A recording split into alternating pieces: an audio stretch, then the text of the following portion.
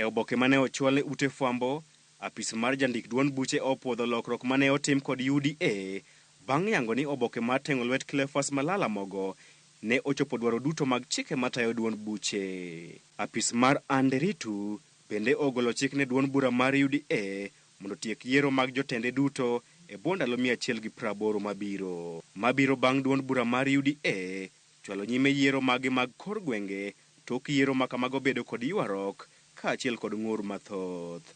Gwelo mar Hassan Omar kaka jagoro maduong' mar UDA igeno ni dhi tieko gwandruok mag telo mane ogoyo tach duond bura mar Joka Wilbaro e bwo telo mar Cleophas Malala.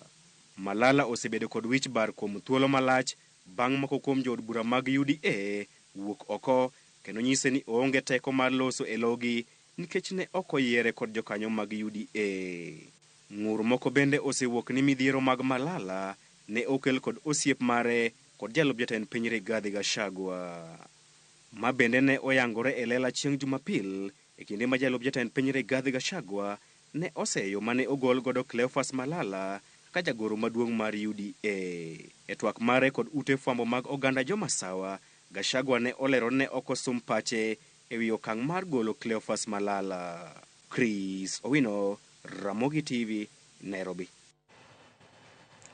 Nyasi mar Jumachiel mar rowere oyangi boma ma Kisumu kod jagoro mongirore e migawo mar rowere Ismail Malima. Nyasi no ng'iyo mar jiwo ngima jomatindo e timo lokruoge makare mar bero piny. Wadwan mondo mi wadhi achiel kachiel nyaka e kaunti ma Kisumu mondo wawinj ane gima dhi nyime. If we give ourselves these challenges, we will be successful. And all of us will be employers, leave alone you seeking for jobs. World Bank inasema every year between 500,000 and 800,000 Kenyans graduate from colleges and universities. 800,000. If you round off, wale mmefanya hesabu, that is about 1 million people every year graduating from universities and technical colleges. They join job market. Can you imagine that number every year? Can all of us be employed by either public sector or private sector? Possibly not. Absolutely. There is no day the private sector and government and public sector combined can employ every year the millions who come out of universities and colleges. The knowledge we are given is not only for us to get white-collar employment. It's also an opportunity for us to create those employments. Please, don't limit yourself. I am talking to you. Don't limit yourselves.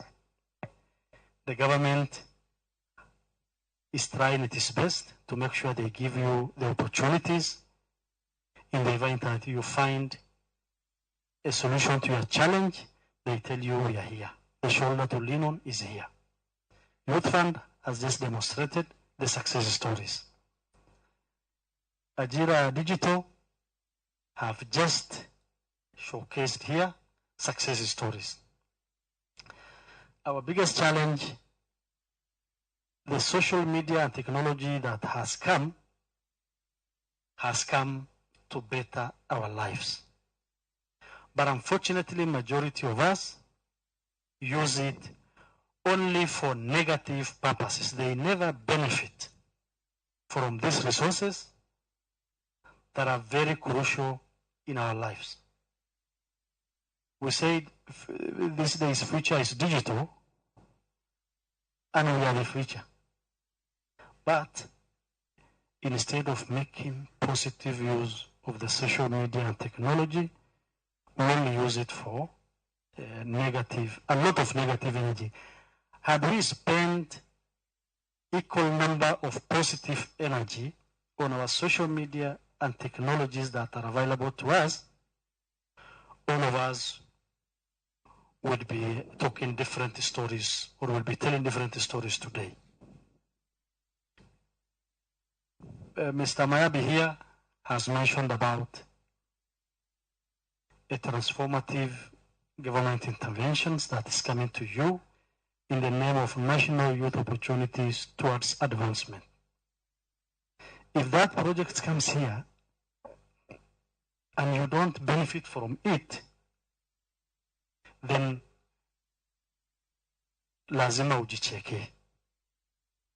They say, Mr. Mayabi said this project gives you skills in different economies in our sectors, sector of economies, be it in grey economy, green economy, a blue economy. Nyinyi muko na maji mingi hapa, boat making, and any other, business-related activities that is associated with the water. And the project is coming here.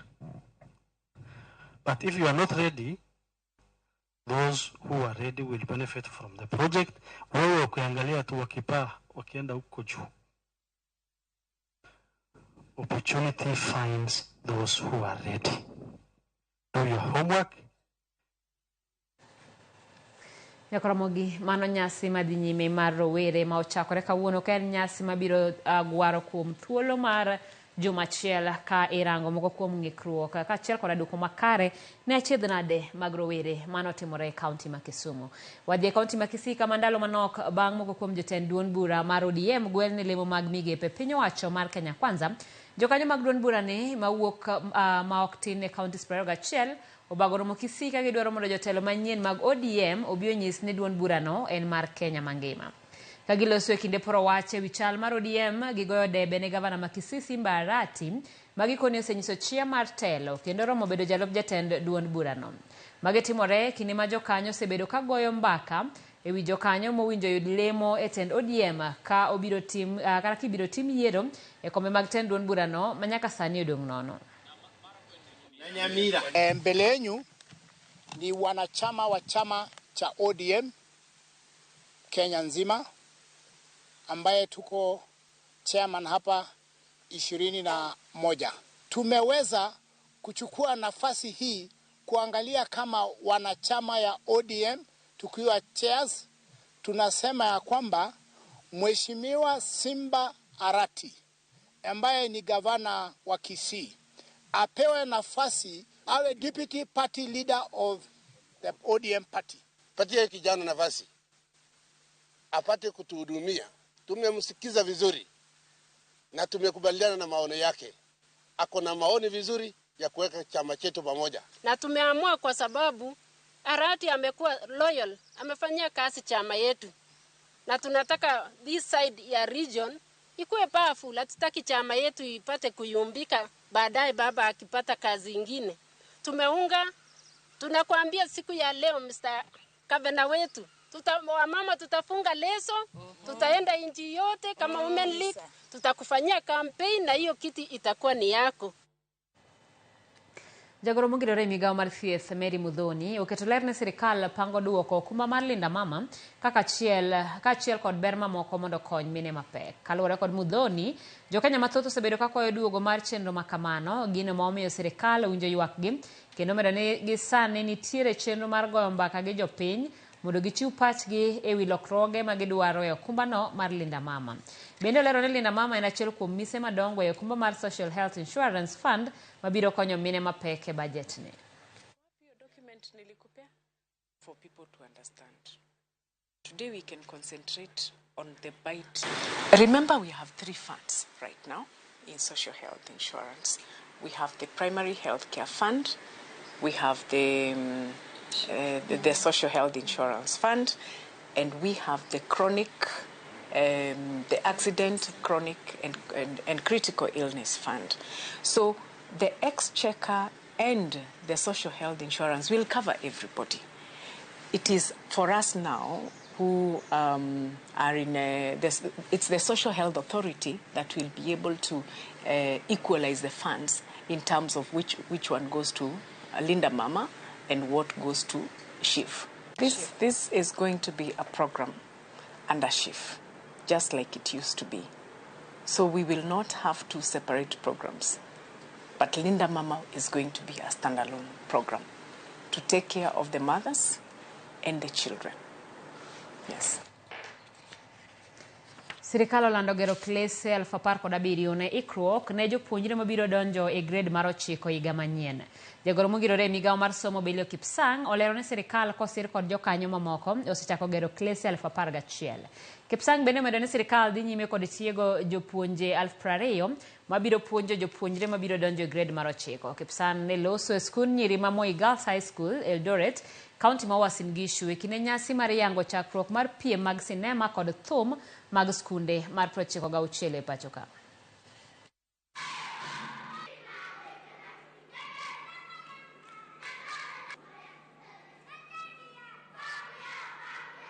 We are on course and preparing to ensure that our children next year who will be moving from grade 8 to grade 9 are properly taken care of.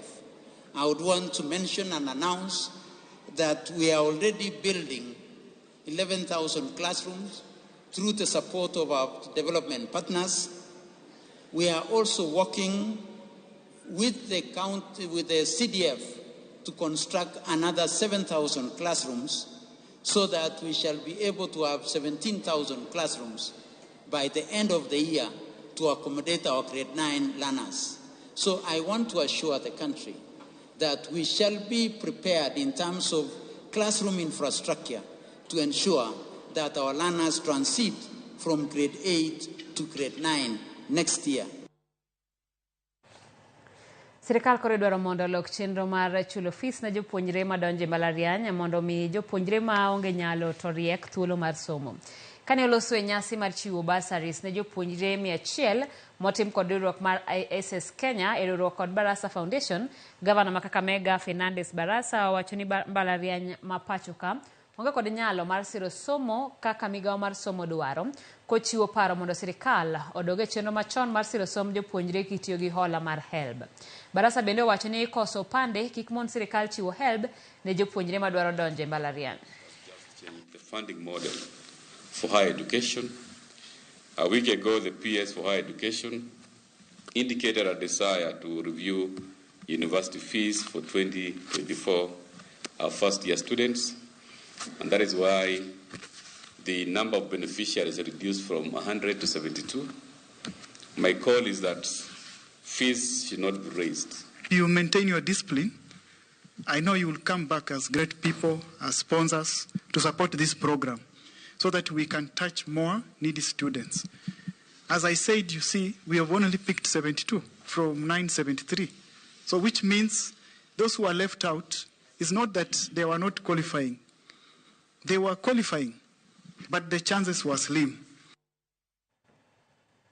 Okil Bethuel Kapere owuok oko mar kwedo wach bedo gi tudruok moro amora kod kambi moro ma otisi ni Springmark Investment Limited mayangore ni ne owuondo jodak mathoth ma Eldoret e kaunti ma Uasin Gishu ma oketo milionde modhuro mag omenda e aguch gi geno mar nyuolo pesago obed mathoth. Kalore kod okil Bethuel, wuon kambino Ambrose Abuti ne omiye mana tich mar loso rak mar winjruok gi jogo mane kano pesa kode. Kolero ni kambi mare mar okil onge tudruok moro amora gi Ambrose.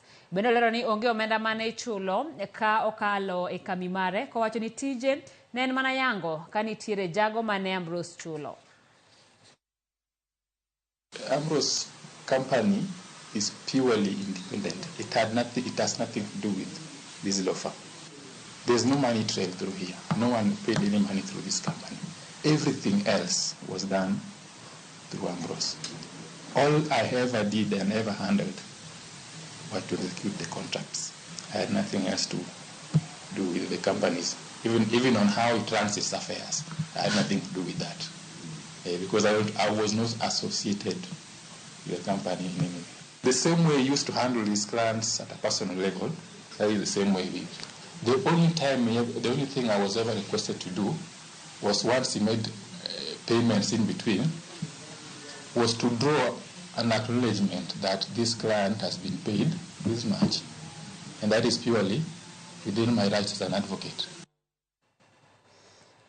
Yokoromogi gili pod na wadan mwana wakauch yue wa mokuongo sa enabiro gideka prario kabindi anano kamoko kuomu medo oro ote kanye mbui mar Facebook. Saweri Steve Saweri wacho neno waka entiere Migori. Monika Kumi wacho ni osemo lokaka pile kendo neno wa maler Kenya kach pacho Ramogi ler kendo amor kaki kilo nwa weche manyien mikilo nwa yumo bidhore kendo manyasi otherwise kodi nyaka gikwero kama na ina Nyakuramogi med manakete TV mar Ramogi wakayo matin waduogi weche mathoth.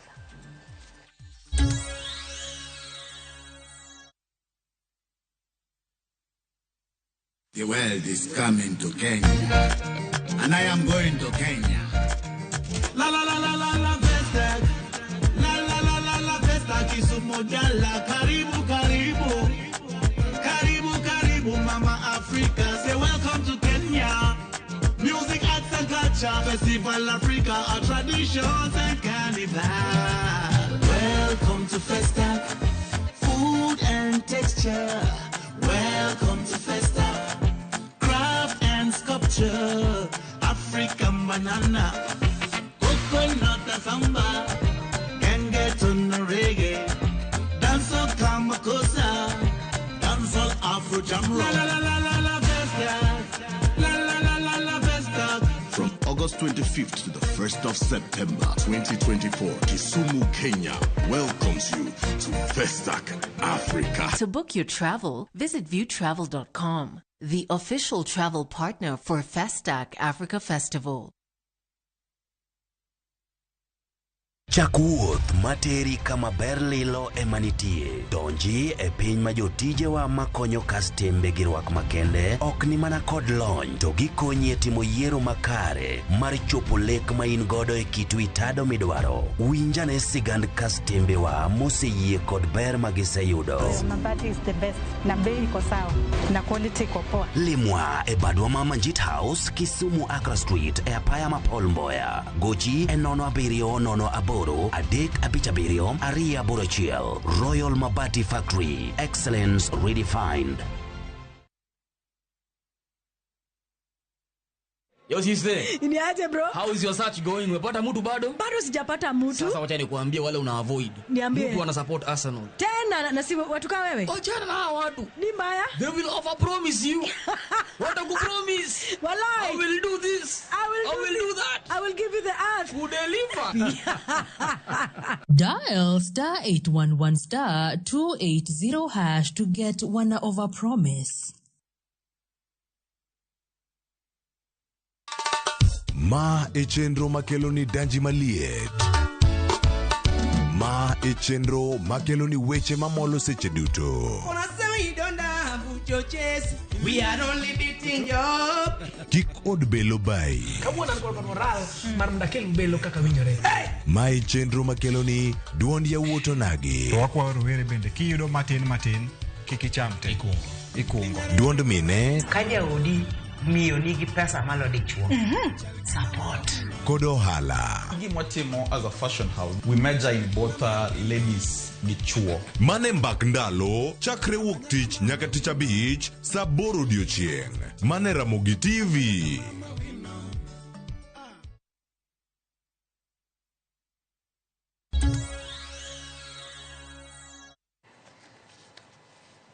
Machugni kendo maromo siptende pradek e kaunti ma Migori mane oger e kinde mar higni 10 ma okalo pok ochako tich nyaka ne gergi ka oganda kwayo piny owacho mar kaunti ma Migori mondo yaw osiptendego.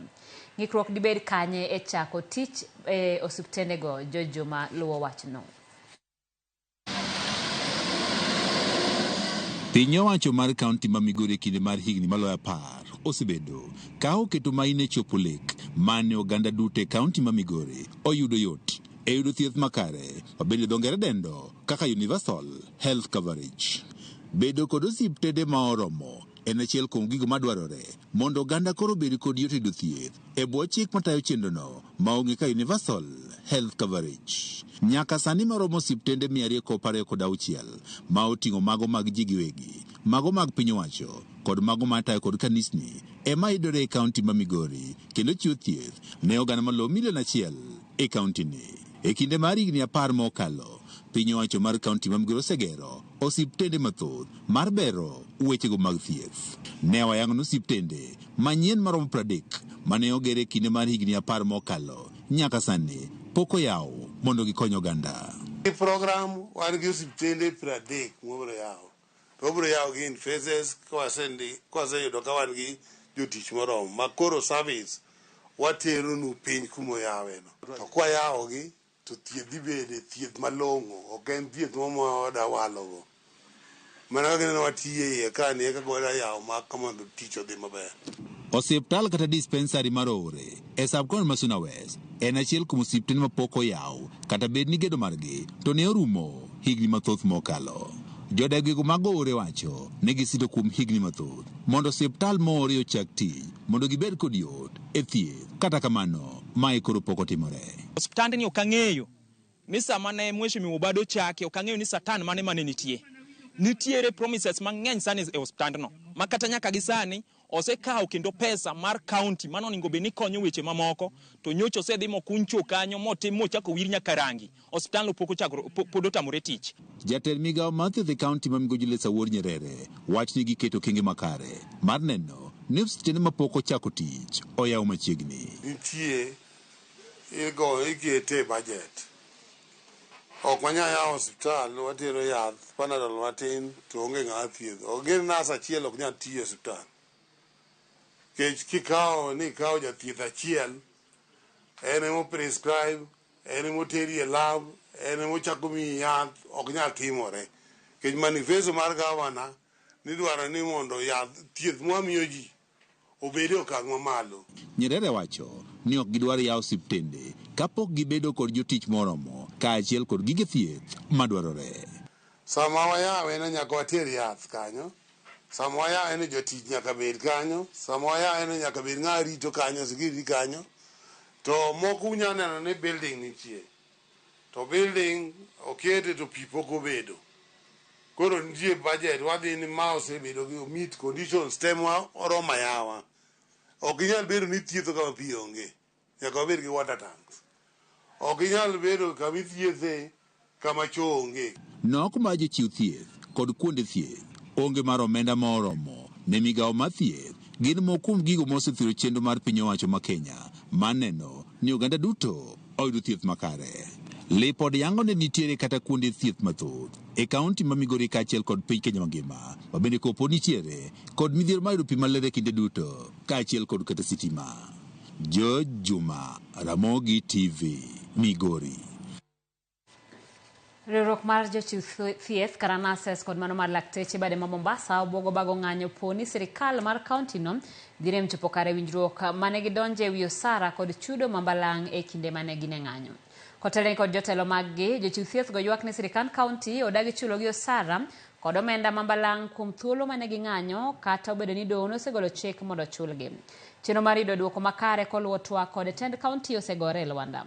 Lakteche koro ywak ni wach makama osekelo ng'ikruok maduong' ahinya e chenro maggi mag tich ka koro gidwaro mondo sirikal mamalo odonjre wachno kapok giluongo ng'anyo.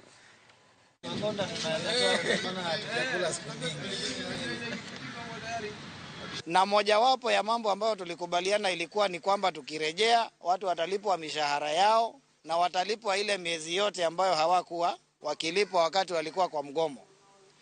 Lakini tukiwa hapa mwezi mmoja umeweza ukaisha na tumeona ya kwamba hii serikali kwetu imeweza kuandika barua na kusema ya kwamba watalipa tu kwa muda fulani ambayo inaenda kinyume na yale makubaliano ambayo tuliweza kuingia katika return to work agreement. Rudi kwa mkataba fulani, kwa maongezi fulani ambayo tunaita return to work formula. La kustaajabisha, gavana wetu wa Mombasa ni kama hafuati sheria. Manake kulingana na court order zote ambazo zilizomfikia zinafaa turudi kazi na tulipe mishahara yetu yote ambayo tulikuwa tunadai. Kufikia sasa ni watu kadhaa ambao wanajulikana kwa maofisi ndio wamerudishwa kwa kazi, ni watu fulani ambao wanajulikana kwa maofisi ndio wamelipwa mishahara. Mishahara ilishatolewa. Pesa zimeenda wapi? Zimeibiwa ama zimeenda wapi? Mbona hataki kulipa? Mbona governor asilipe watu ambao wameshafanya kazi? Na kama chanzo kilikuwa mgomo, tumesema kulikuwepo na court order ambazo yeye anatakiwa kuzitimiza. Akiwa mwanasheria anajua vizuri kwamba court order it is not a wishful list, ni zile ambazo zinatakiwa kutimizwa kisheria. Mina madhodho kaunti Siaya kwa mondo neni odhodho nyithindo makare kaka yo achiel maneno ni nyithindo dongo e yo makare. Ka olose kar thieth Mayala sub county e Gemiala, jalony e weche chiemo makare, Janet Sika wacho ni nyithindo duto onego dhodh kuom dweche 6 maonge miyogi chiemo moro amora kata pi, kendo koso timo kamano onego bed ler kuwuok kuom ler mar laktar. Jachiw thieth Lydia Mbeche lero ni dhodho nyithindo konyo e duoko chien tuoche mahinyo makogi. Gimedo kwa joma chuo mondo bede opara manyime e neno ni nyithindo dhodhi makare. Weche malosir kod MCA ma West Game Susan Okwiri.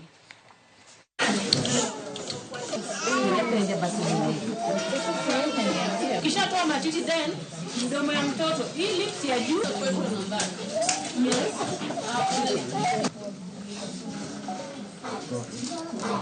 We are here to commemorate the breastfeeding day. It starts on 1st until 7th. We are here to promote, protect and support the exclusive breastfeeding. Breastfeeding is very important, and I joined the nutrition department together with the health facility administrators so that I meet the lactating women and we talk more about breastfeeding with them. The main thing is exclusive breastfeeding. So far, our mothers are well informed today, and they have left excited because of even the gifts that they got from the Mheshimiwa. We welcome you all to join our hands to make this 1st to 7th an eventful occasion. We've really encouraged them, we've passed the message across of really ensuring that all our children are supposed to be breastfed exclusively for 6 months without giving any other thing, be it water, and if need be, then we will only prescribe medication at the facility level. And we're also really encouraging these mothers who are breastfeeding to ensure that they have good nutrition. Jonyuol kwa mondo kauting margi mar rito nyithindo e kinde ni ma nyithindo ni e rusa kalore kod medruok mar kethruok arita kaachiel kod kuo mar nyithindo. Ka oloso e kinde mane ochiwo tenge mag pi, taulo mag ria kaachiel kod adhula e skund primar mas Nyamiranga e kar chung' od bura ma Borabu. Jaod bura ma Nyamira County Jerusha Momanyi bende okwayo jopuonjre mondo kik donjre kod tiyo gi yedhe mamero ji. Komachielo jopuonje madongo mag skunde mane oyore romo no okwayo sirkal mondo ne ogero klese kinde madwarore kapok jopuonjre mag grade 9 chako skul higa manyien. Please, kama watoto wanakuja nyumbani, chungeni mtoto yako. Asa mnichungie watoto wasichana. Na pia mjue ya kwamba kuna recruitment mbaya inaendelea na watoto wa fulana kwa kuingia kwa mihadarati, wakunywe pombe, wakunywe chang'aa, wakule madawa ya kulevya, ndio wakuwe machangiri.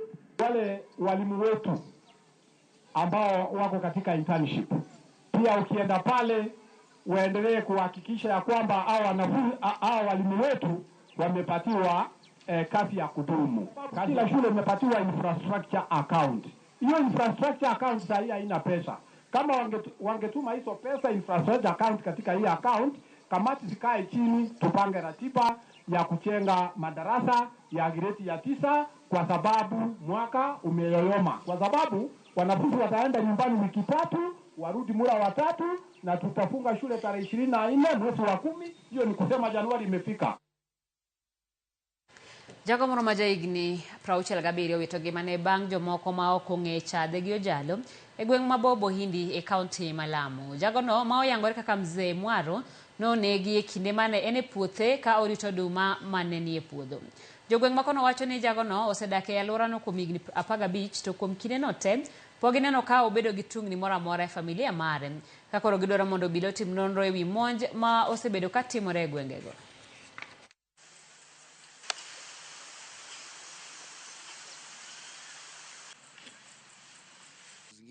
Lakini ni serikali ya kaunti imejaribu.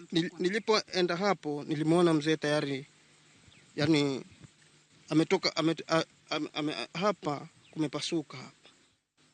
Sasa nikaona damu yake, nikashtuka sana, nikatoka mbio nikaenda kumuita mzee mwingine pale aje naye amwangalie.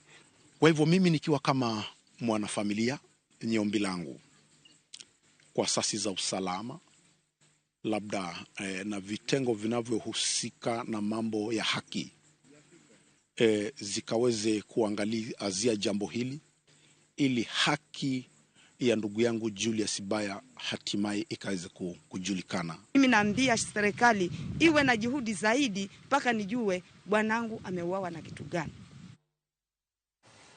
Jang'weno witongi magie masira marapae kaunti Manaro ke masira mane onywando gach jolimbe kod trailer. Felix Muli maena pisa maduong' marapae kaunti Manaro kolerone ajali no ne onego jogo duto mane nie gach jolimbe ka jariembo mar trailer no otonye kendo yudo thieth e osiptal. Muli okwayo joriembo mondo ti kod apaya maber e kinde ma jolimbe ng'eny kendo nyithindo bende dok pacho e kinde ni mag rusa. Gwenge makono yande oyudo midhiero mar masira mar apaya mane onego ji 9 bang' tielo mar matatu muoch. Jana mwendo wa saa 9:30 kulitokea ajali katika sehemu ambayo inaitwa Katakala, barabara yetu ya kutoka Narok kwenda Bomet, ambapo gari aina ya Toyota Land Cruiser ilikuwa inaelekea upande wa Bomet, na wakati anajaribu kupita magari mengine akakutana na lori ambayo ilikuwa inatoka upande ule mwingine, zikangongana, na kwa bahati mbaya tuliweza kupoteza wale watu 4 walikuwa katika ile Land Cruiser. Driver wa ile lori pia alipata majeraha madogo. Tuko na kuna accident nyingi ambayo inafanyika katika barabara zetu, na ni kwa sababu kuna watu wanaendesha magari kwa haraka sana. Na mimi nataka tu kuwaomba nyinyi muwe waangalifu, hasa wa vijana wetu wa pikipiki. Juzi tumepoteza wa vijana wetu 2 hapa kwa Ndulele, na hiyo ni kumaanisha kwamba wa vijana walitoka usiku na kuna lori ambayo iliweza kupata accident pale. Na kwa sababu pia wa vijana wetu muwe waangalifu sana wakati mko na hizi pikipiki.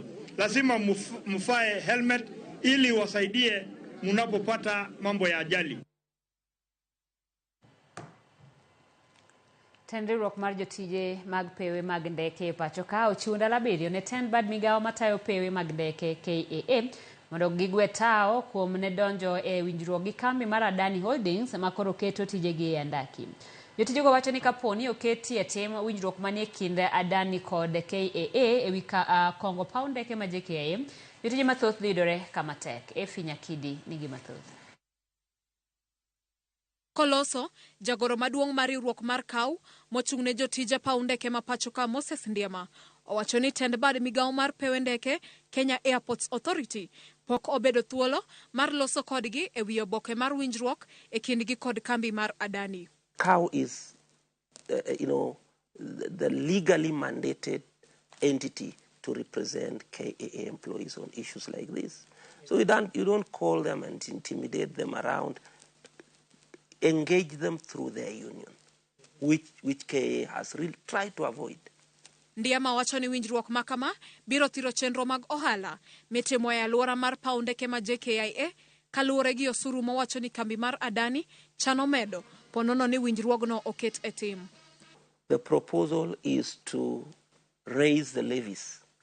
For business people who have rented, you are running a restaurant, whatever thing you are doing, you have an M-Pesa shop within JKIA. The Adani is already proposing, even before they get the deal, they are proposing to increase the levies.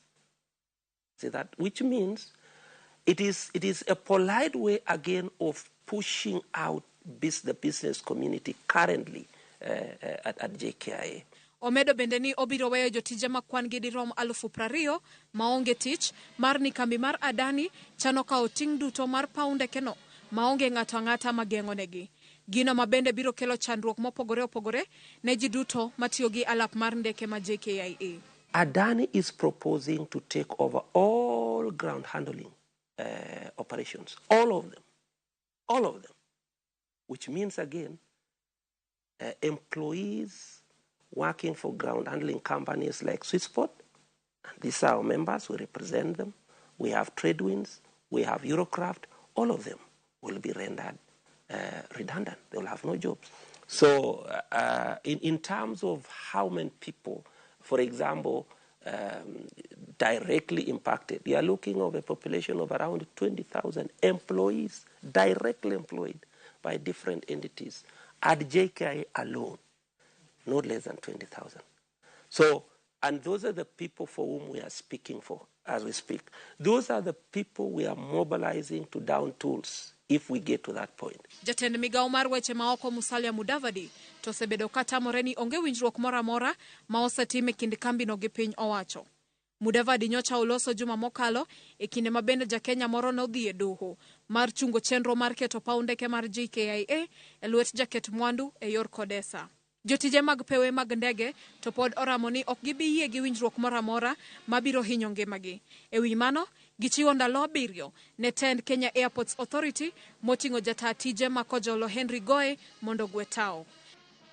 Because he has ignored us, we really have no time to go and begging him to give us information. It's not, I mean, we are stakeholders. We are not just the general public. We are stakeholders at KAA. There's no way you will wish us away. And that forms part of the reason why we want him out. Efi Nyakidi, Ramogi TV. Yangore ni kwan joma chuo ma wuok oko mar komo nyuol e kaunti ma Migori medore. Ripot lero ni joma chuo mathoth medo rwako yor komo nyuol mar ng'ado dundu mar keyo teko nyodo mong'ere kaka vasectomy. Kaka jafwambo marwa George Malero, jokanyo e sekta mar thieth pod medo jiwo chuo mondo yie kod chenro no.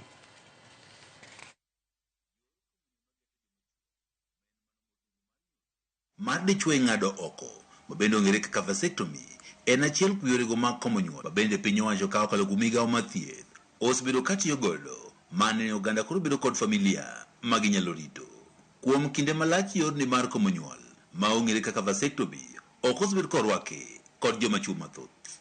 Kata kamano, lipot mar Kenya Economic Survey mar higa mar 2023 yango ni kwan joma chuo ma osekawo yorni mar komo nyuol mabende en mano ma ng'at ma dichuo ma okawe ok chak gol kodhi kendo osebedo kamedore.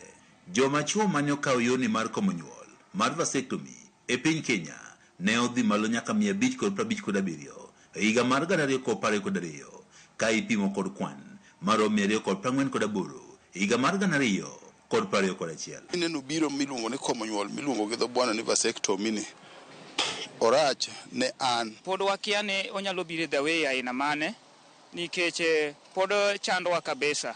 Gima nyalo tokea bang'e kaka osekele ni pod gima nyalo tokea pod ok wang'eyo nyaka gi sani, omiyo kaka an owuon atemo kwede kabisa kama antiere. Kaunti ma Migori en achiel kuom kaunti e piny Kenya ma kwan joma chuo ma kawo chenro mar komo nyuol osedhi malo. We are proud that we are one of the model counties that provide vasectomy. For the last 6 months, about on average was about 30 people osakawo vasectomy. Apisano mocho ta chendego mag komo nyuol e kaunti ma Migori Jono Kidi wacho ni sub-county ma Wendo en achiel kuom sub-counties duto e kaunti ma Migori ma kwan joma chuo mathoth oserwako chenro ni mar komo nyuol. Kanyicha wan gi our outreaches, integrated outreaches mag family planning. Apani Awendo alone managed to have 4 people manotimne gi vasectomy Awendo. After counseling and they were positive about it, then Rongo notimne ng'at achiel. Matiende ni last month nicha watimo vasectomy abich. So in addition to that also, because time natin nitiere jabich kendo mana wabuk mwadhi timo ne vasectomy in Awendo in August. Okidi wacho ni gisebedo ka gichiwo puonj makare ne joma chuo ka otende kod yorni mar komo nyuol ma wacho ni bang' time otamo ng'ama dichuo yudo nyathi kendo. Kata kamano gik mamoko duto to nyalo timo makare. We also have engagement talks with our CHPs, the youth peer providers, with the community. Because they do get them a lot, give way with the community kabisa, then they link them to facility for services. Report mogol kod migawo mathieth e kaunti ma Migori bende yango ni atamalo 85 mag mine kaachiel kod chuo e kaunti ma Migori nyaka sani tiyo kod yorego mag komo nyuol ma opogore opogore. Yor komo nyuol mar kede bende ong'ere kaka implant ema thoth joma mine koro tiyo godo e kaunti ma Migori karwe kod lipot. In terms of family planning uptake, 1 at 85%. Mapani, that is a very, very high performance. Mapani, it really put us overall at the national level to be one of the counties with very, very good uptake of family planning services. George Juma, Ramogi TV, Migori.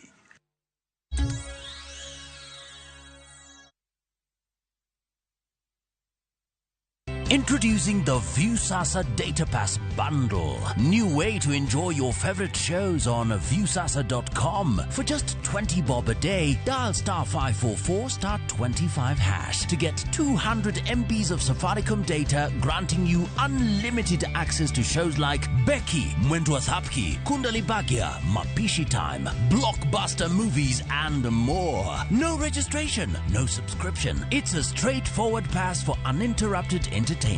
Watch all day with the Viusasa Data Pass.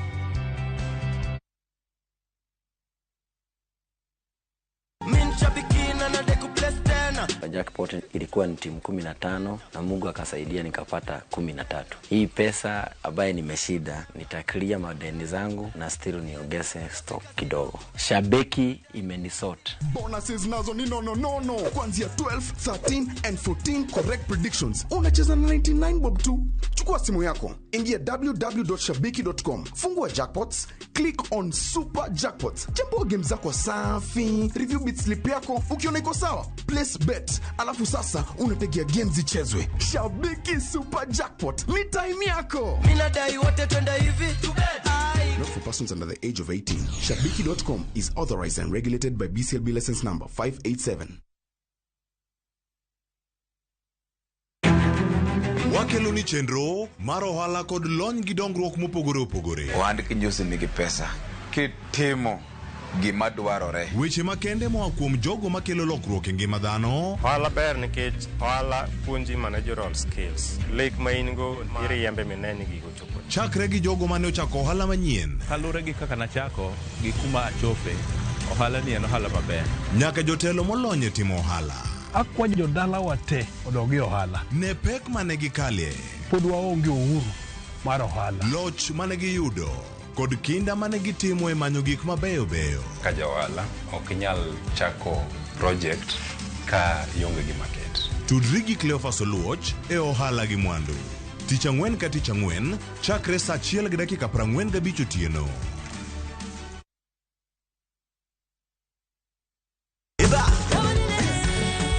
Be ikori mar chako wuoth e piny mar thum.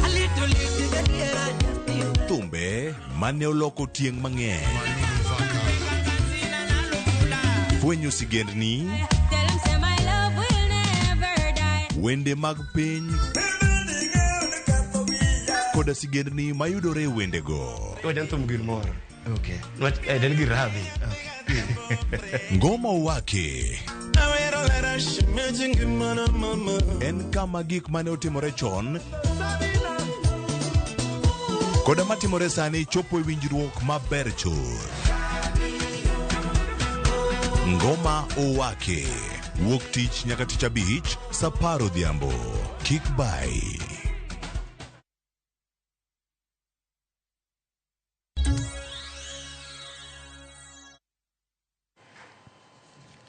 Machiegni kendo sekta mar limbe ma Mombasa medo bedo gi huma kanyaka sani thoth magawa osedo welo e kind 70 kod 100 magi oyangi kod jokanyo e sekta no.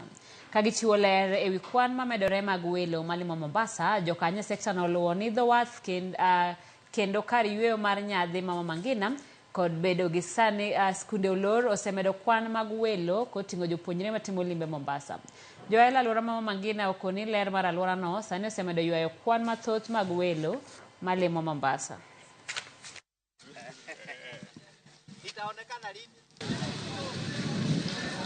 Yale maandamano yaliathiri kiasi kutokana na kutofika kwa watalii katika bustani hii, na inaeleweka kwa sababu kila mmoja alikuwa anahofia pengine usalama wake. Lakini kwa sasa tangu kumekuwa na utulivu, tunaona idadi ikizidi kuongezeka, na hili ni jambo la kutia moyo. Sehemu hii ya bustani imeendelea kuwa bustani inayopendeka, na kila uchao namba za wale wanaotupitia zinaongezeka. Tukiangalia kwa upande ule wa kushotoni mwangu, tunaona mabasi ya watoto wa shule wanaingia, so tunaendelea kupata watu wengi ambao wanakuja. Tunaona sana wakati wanakuja, wakija kuangalia maji, wanafurahia eneo likiwa liko safi. Upendo tulionao, maanake kila mmoja anakuwa ni rafiki ya mgeni na tuna socialize pamoja. Sasa tunaenda na kama miezi mitatu hivi, na watu ambao wanakuja hapa Mama Ngina siku hizi wanasema Mama Ngina sasa imeng'ara, kwa sababu kila mtu ana volunteer. Mtu ambaye anafanya biashara hapa ndani ana volunteer kufanya usafi. It's just really important to have it clean and good, and to keep the environment good, like in a beautiful place like this. It's very important. Fika hapa nimefurahi, manake wakati kulikuwa na furugu siku hizi maneno iko swari. Kunaonekana hali ya anga, hewa, hata ukiona kuko kutulivu, kuko kuzuri kabisa. Jopur Niang' County Manandi dwaro mondo piny owacho ochunga chenro mar golo sukari kao ya pinje maoko, ka giwacho ni Niang' ma jopur ma pacho ka golo oromo loso sukari ma jo Kenya tiyogo, omiyo onge tiende golo sukari e pinje maoko ka ikele pacho ka. Ne giloso e boma Manandi Hills e County Manandi, kama ne giwacho ni chenro mar golo sukari e pinje maoko ka ikelo pacho ka thiro kembe sukari ma pacho ka kendo kelo midhiero ne jopur. Gikwayo piny owacho mondo omi board marango weche mag chiemo kod pur AFA mondo ket chenro makare machungo kelo sukari e pacho ka oyaye pinje maoko, ka bende gidwaro mondo piny owacho omigi kothe manyalo kelo yuto maber. Sisi kama wakulima wa miwa tuko na miwa ya kutosha kusiaga katika nchi yetu ya Kenya. Sana sana katika hizi central regions miwa inatosha. Na ingawaje serikali wanasema kuna some deficit, hatukatai, hatuwezi kusema hatuna deficit, but importation ya sukari, kuna makatels wengi wana import sukari mingi kushinda rates yenye wanasema ni deficit ya Kenya. So naomba Wizara ya Kilimo na the Sugar Directorate waangalie vizuri those importers yenye wamepewa leseni kuimport sukari, wasiimport excess mpaka wanafinya wakulima wenye wanashaga miwa yao. Sukari pia ama bei ipunguzwe, vile sasa tunapata bei ya chini ambapo haiambatani na kutengeneza sasa shamba.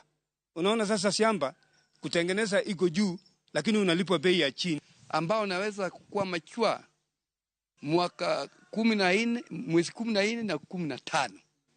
Hii all varieties na wao wakulima ya Kenya. Ndio mimi naomba rais weka location pesa ingine iende kwa Kenya Sugar Research. Apis Seneta ma Kisumu oyango chenro mar chwalo twak e od bura mar Senate mar menyo kaka osuru mong'ere kaka cess ming'ado kuom jopur osebedo katiyo kaluwore kod kethruok mag apeini e alwora mar kembe sukari mowinjo bed ni osuru nogero. Magi oyange kinde mane jagoro mogirore e migawo mar pur Kiprono Rono ne olimo kambi sukari ma Muhoroni kendo yango chenro mag piny owacho bero sekta no koting'o chulo jopur kod jotich e sekta mar sukari. George Bati miyo waler. E limbe mare kambirego Niang' ma Muhoroni e kaunti ma Kisumu, jagoro mongirore migawo mar pur Kiprono Rono yango ni sirikal biro keto e tim chenro mar deso ne joket mwandu kembe mag sukar kaka yor bero sekta mar weche mag pur Niang'.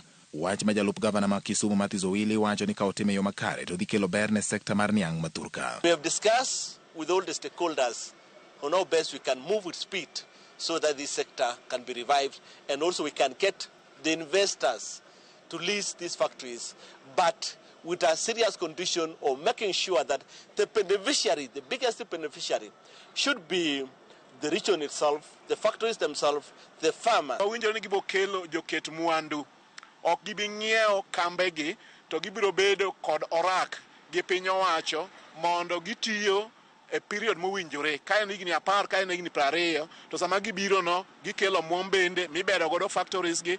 Rono yango ni sirikal medo keto kenge mag chulo jotije mag kembe sukar kama oting'o Muhoroni, Soni, Chemelil kod mamoko sara mar dweche adek.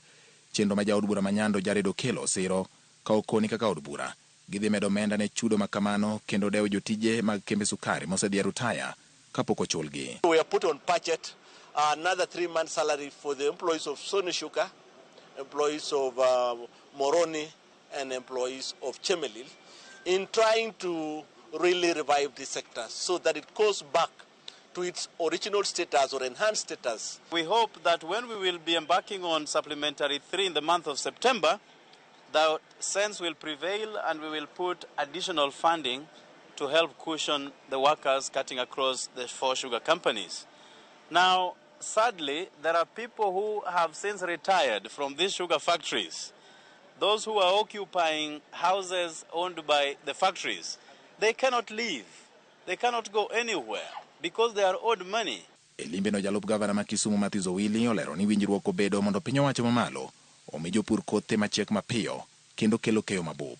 Giseketo program mwadhi tiyo godo, mwadhi yudo godo kodhi manyien machiek piyo dweche 12 kende, mok higni 2 kaka pile, to bende manigi skari mang'eny moloyo mwapidho sani. Ka piny owacho medo wuok oko mar yango kenge mag bero sekta mar pur niang' kod sukari pachoka, apis seneta ma Kisumu oyango mar chwalo twak e od bura mar Senate mondo penj kama osuru mong'ere kaka cess dhiye ka piny mowinjo losi e alwora mar kembe mag sukari to medo mana bedo maricho, kendo yango ni 10 counties ibiro luongi e nyim Senate mondo gichiw ler. Waseyudo ni jopur osebedo ka nigi ng'ur ni nitie pesa moro ma gichulo kaka cess to ndagi richo. Koro ndalo 2 mabiro Senate dhi tero barua oboke manyiso ni cess ni jopur ka chule ochopo kanye tang'o miyo ok oduogi, kendo wang'eyo ni county government idhi luongi mondo dhi onyisane jopur mag niang' ma Nyanza ni wach mar cess ni ka gisegolo pesa 1% magichulo dhi kanye. Apis ojienda kokalo kuom jachung' mare Simon Peter openjo gimomiyo sukari uso 140 kuom kilo ka kilo ka kembe gologi $100 kuom kilo ka kilo, ka penjo maduong' en ni to kare en ng'a mayudo $40 ewi kilo ka kilo mag sukari. Moroni kaendi girego sukari to giuso kilo achiel $100, to kochopo e duka to en $140. Koro wadwa ng'iyo ni $40 ni en mar ng'a, ang'o miyo japiny yudo sukari e nengo mopogore gi mabor gi mar Moroni Sugar. Ka sirikal medo yango kenge mag bero sekta mar pur niang' kod sukari pachoka, geno mar jopiny ni chenrono ibiro tim kod bidhruok mondo sekta no ma osebedo siro maduong' ne jopiny mawuok Imbo mar Kenya ochako chung' kendo. George Bati, Ramogi TV. Hero kamana George Bati, kamano bende report makelo we giko mar weche manyien mag migago sa en 7:57. Hero kamano kuom kawo thuolo mari mar budho kodwa e chenro ni. Nyinga Simfroz Okinda.